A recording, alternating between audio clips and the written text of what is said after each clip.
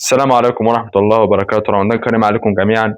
النهارده ماتش الأهلي والجونة خلص 1-0، 3 نقاط مهمين جدًا بأداء شبه ممتع، مش هاقول ممتع مليون في المِيّة، لكن هو شبه ممتع و3 نقط في وقت مهم.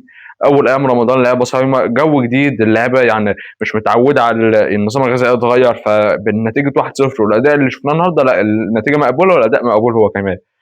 أول ماتش لعبنا 20 دقيقة استحواذ سلبي بدون أي خطورة هجومية، بعد كده بقى إيه، إحنا هاجمنا بقى وهجوم شرس، لولا تضييع الفرص النهارده اللي أنا باقول لك إحنا محتاجين مهاجم مليون في المِيّة، لازم أول حاجة نفكّر فيها في الانتقالات الجاية مهاجم، مهاجم وِش، تقريبًا مشيت جراديشار ما أعرفش. في آخر الفيديو أنا هاوريك مفاجأة عن كاموش، مفاجأة كبيرة جدًا عن كاموش يعني، مش مفاجأة بس، لكن أنت ليه مشيت جراديشار؟ ما أعرفش ليه مشيت جراديشار، جراديشار أحسن من مروان عثمان وكاموش الاتنين مع بعض جراديشار أحسن منهم.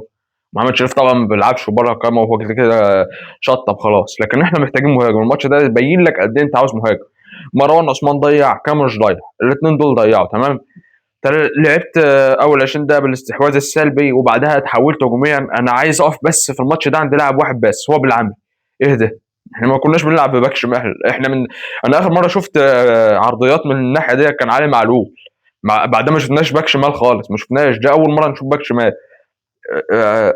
أصله ما بيعرفش يدافع، بالعمل ما بيعرفش يدافع، يعني شفناه النهارده، أمال مين اللي بيعرف يدافع؟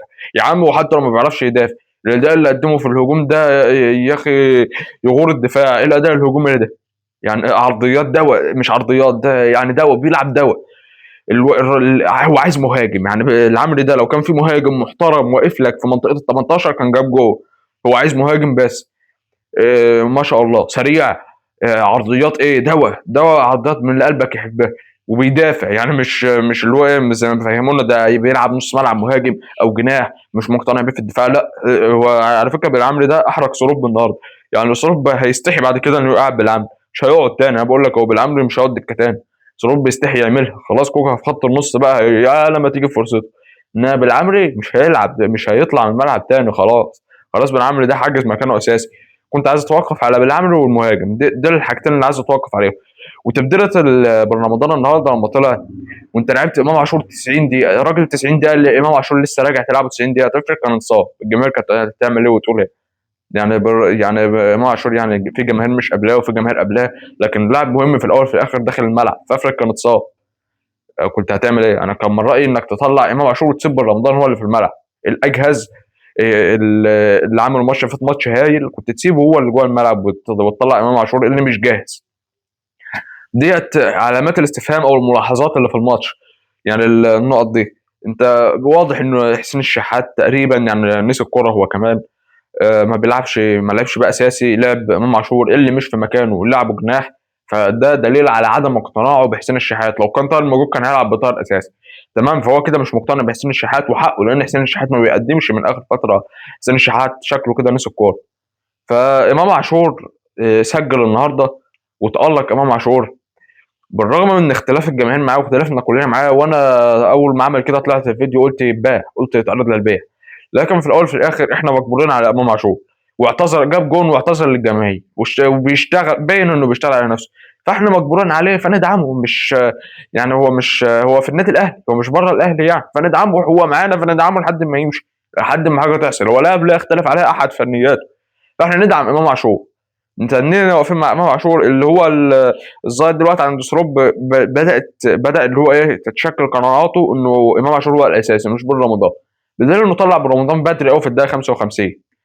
فكاموش يعني مش فاهم، كاموش ضيع فرص غريبه يعني غريبه، مش فاهم كاموش ضيعها ازاي ده، ويعني كان كاموش النهارده لعب ماتش وحش، فرص غريبه بيضيعها، ومين تاني اللي ضيع؟ كاموش ضيع، مروان عثمان نزل ضيع، فماتش النهارده كان عايز مهاجم مليون في المية، مليون في المية انت عايز مهاجم.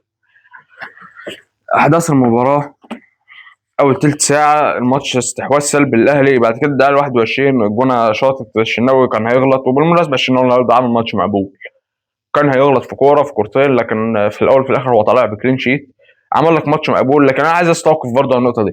انا مبدئيا كده الشناوي ده مش هنتقده تاني، تمام، تاريخه كبير وعمل تاريخ مع النادي الاهلي، لكن انا مش هنتقده اللي هو ايه انت اللي بتلعب دي، انا هنتقد المدرب، يعني انت شوبير يعمل لك ايه تاني عشان يلعب ما اعرفش، يعمل لك ايه تاني عشان يلعب اساسي ما اعرفش، الشناوي ما بيعرفش يلعب كوره برجله يعني في بناء اللعب ضيع علينا كورتين، كور كتير يعني في بناء اللعب دي، لو كان شوبير كان هيبنيها حلو، فانت بتخسر الكوره وممكن تترد عليك بجول. فدي حاجه من حاجات فقد الكوره وفقد السيطره اللي الناس مش واخده بالها منها، ان الشناوي ما بيلعبش برجله اصلا، ما بيعرفش يلعب برجله، فدي حاجه غريبه. ده 26 كره خطيره للجونه من الركنيه وديانج صدها، كان برضه الشناوي كان هيغلط لو كانت دخلت. ده 31 رأسية كاموش ضيعها.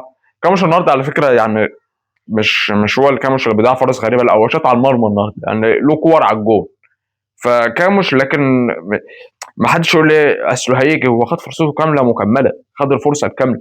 كاموش افتقد اساسيات الكوره، زي ما قلت لك هوريك حاجه عنه في اخر الفيديو يعني غريبه الصراحه. عرضيه من بن شرقي لامام عاشور في الدقيقه 35 وده يجي منها الجون، وراسيه حلوه من امام عاشور.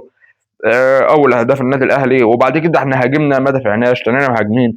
وبحس روب النهارده انه عارف ان هو ما هموش الحته الدفاعيه دي قوي، لا ساب بالعمري لاخر الماتش. يعني انا شفت كوكا نازل قلت لا بالعمري ما يطلعش، بالعمري ما يطلعش، طلع خط واحد في نص الملعب.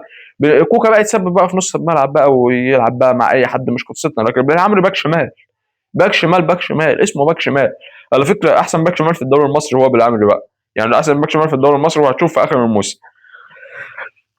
ده 36 الشناوي صد كرة حلوة، تسديدة خطيرة للجونة. ده 39 هجمة للجونة خطيرة. خلي بالك الجونة بدأ بتمسك كرة في الوقت ده قبل ما الأهلي يهاجم لحد الشوط الثاني. الأهلي بقى من أول الشوط الثاني، من أول دقيقة لآخر دقيقة الأهلي دابحهم في الهجوم، دابحهم جوه منطقة ال 18 والأهلي بيهاجم.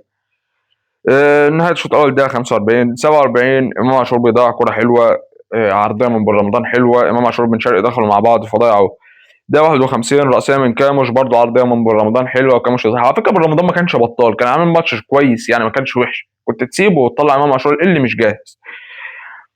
ده 57 طلع بن رمضان وكاموش، ونزل الشحات ومروان عثمان. تبديل مبكر قوي، أول مرة أشوفها من سروب بالتبديل المبكر ده. والشحات لما نزل مصمم انه يلعب بن شرقي على على الناحيه اليمين والشحات في الناحيه الشمال، عكس عدلتهم الاثنين، انت فاهم؟ يعني ده في عكس عدله ده.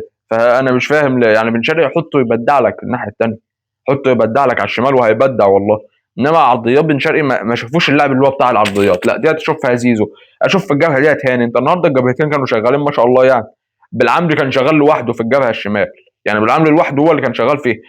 عرضيه دواء من بالعبر ده 64 لمروان عثمان، ضيعها بغرابه، اداها له هو والجول. ده لو كان مهاجم تقيل، لو كان جراديشار كان حطها جول، لو مهاجم تقيل كان حطها، اي مهاجم اصلا كان هيحطها جول. مش فاهم دي ضاعت ازاي، بس شوف عرضيات بالعمري بقى. يعني العرضيات ديت ما شفناهاش محمد هاني اصلا ما بيلعبش العرضيات دي، يعني العرضيات ديت نادره في النادي الاهلي. فبالعمري ده جوهره، بالعمري ده معانا جوهره، ما ينفعش يطلع من الملعب خالص. 73 بن شرقي لمروان عطيه، ومروان عطيه ما كانش النهارده، كان النهارده اقل من المتوسط، لعب ماتش وحش مروان عطيه. اليو ديانج لما طلع خسرنا نص الملعب، الجونه بيهاجموا علينا، اول ما اليو ديانج طلع احنا خسرنا نص الملعب. طلع ونزل كوكا. ده 78 تسديده ضايعه من امام عاشور، اللي مش كل كره جالك هتشوط بقى يا جدع، يعني معاك زمايلك، معاك زمايلك، انت مش ميسي، العب السهل، العب السهل، باص لقدام يعني.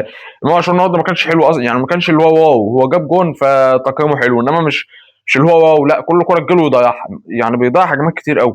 انا بحب اللاعب الايجابي اللي هو ايجابي مع زمايله وايجابي في الماتش ذات نفسه. 86 مروان عثمان يلعبها لامام عاشور وتضيع. ده 89 نزل كريم فؤاد وطلع اشرف بن شرقي. كريم فؤاد الاصابات دمرته، يعني كريم فؤاد الاصابات دمرته.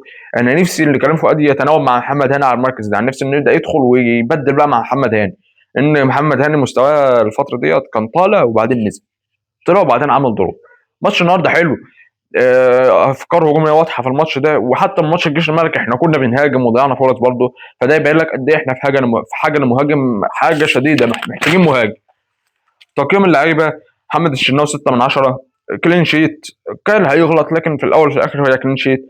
يوسف بالعمري 9 من 10، بالرغم من انه ولا سجل ولا صنع، ولا سجل ولا صنع. ده لو كان سجل او صنع 100 من 10 يعني.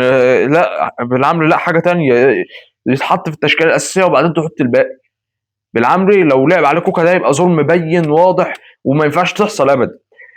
ياسر 6 من 10، ياسين 5 من 10، كلين شيت برضه الاثنين مقبول. لكن انت عندك مشكله في الدفاع، عمرو الجزار اللي جايبينه ب 60 مليون ده يا جماعه بيطلع بره القايمه وتدخل هادي رياض ليه يعني؟ مش مقتنع بعمرو الجزار، ما تجيبوش من الاول. انما انت ليه يعني لا، في حاجه غريبه، انا مش هقول سروب ومش هقول اداره الاهلي، لا في حاجه غريبه احنا مش عارفينها بتحصل في ملف الصفقات ده بالذات، واللي هوريك عليه الكاموش في اخر الحلقه. محمد هاني 3 من 10، اليو ديانج 6 من 10، مروان عطيه 4 من 10. اليو ديانج على فكره ما بتحسش بقيمه اليو دانج إلا لما ما تشوفوش في الملعب، إلا لما يطلع في الملعب، ما بتلاقيش السيطره للنادي الاهلي. يعني لما اليو دانج يطلع كده بتلاقي ما عندناش ماسكين كوره، فهو اليو دانج عنصر مهم. الناس اللي بتقول بالرمضان ما ينفعش مع امام عاشور، انا عايز افكرك ان كولر في اول موسم له واللي هو قبل ما تلاقيه بيدافع قوي وبقى مدرب جبان، في ساعتها مدرب جبان كرويا طبعا، يعني في اسلوب اللعب بقى دفاعي. قبلها احنا كنا بنلعب في نص الملعب بقفشه وامام عاشور، انت متخيل يعني؟ امام عاشور وبن رمضان اللي بنقول ما ينفعش. ليه ما ينفعش يا جماعه؟ يعني ليه؟ مش فاهم. يعني كنا بنلعب بقفشه وامام عاشور، وقفشه ما كانش بيدافع اصلا، على الاقل بن رمضان بيعرف يدافع، انما قفشه وامام عاشور ما بيدافعش. فده كان نص الملعب بتاعنا، وخدنا بقى افريقيا وخدنا بقى بطولات كتير. فانا اشوف ان ديانج وامام عاشور ومحمد علي بن رمضان عادي، ملعب بيتحملهم عادي، يبقوا ثلاثه في نص الملعب عادي. امام عاشور 7 من 10 على الجون اللي سجله، انما كاداء النهارده ما كانش امام عاشور قوي، هو مش لسه في جاهزيته، خلي بالك امام عاشور مش في جاهزيته. امام عاشور بعد ما كان وصل ل 70 80% رجع تاني ل 60% مثلا. فامام عاشور كنت شايف انك ما تسيبوش ال 90 دقيقه، ده يسبب له اجهاد، انت اكنك بتحرقه. كامل صفر، علامات استفهام. بن شرقي 6 من 10. حسين بالمناسبه بن شرقي النهارده برده ما كانش اللي هو واو، وعلى الست 6 من 10. انما بن شرقي ما كانش حلو النهارده يعني. حسين الشحات نزل صفر، نزل كوره. مروان عثمان غريب صفر. كريم فؤاد لا مش هنقيمه، وكوكا مش هنقيمه. ترتيب جدول الدوري بقى، انت عندك الاهلي بقى مركز تاني، وفي ماتش للزمالك وماتش البيراميدز، ومتساوي مع سيراميكا في النقط بس فرق ماتشين بس. خلي بالك كنت عملت لك حلقه قبل كده قلت لك ان الثلاث فرق اللي في الاربعه الكبار دول هيضربوا بعض الا الاهلي.